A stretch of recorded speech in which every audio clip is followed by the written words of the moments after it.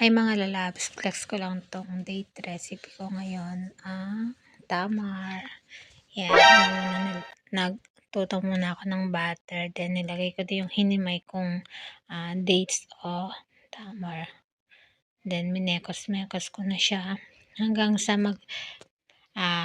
pino na yung kanyang pagka-dates o tamar.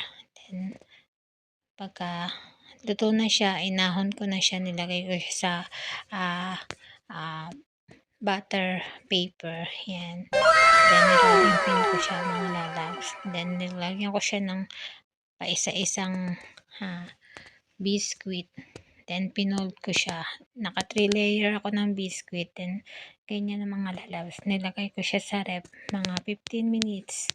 Then kinuha ko na siya. Ginulong-gulong ko na siya sa sesame. Yan. At hiniwa-hiwa ko na siya.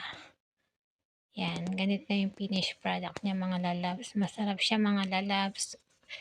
Pwede na siyang ipartner sa kape or tsaa. Gumawa rin ako ng coconut dates at sesame date na balls. Yan, pwede na siyang pang sweet. Yan lang mga lalabs.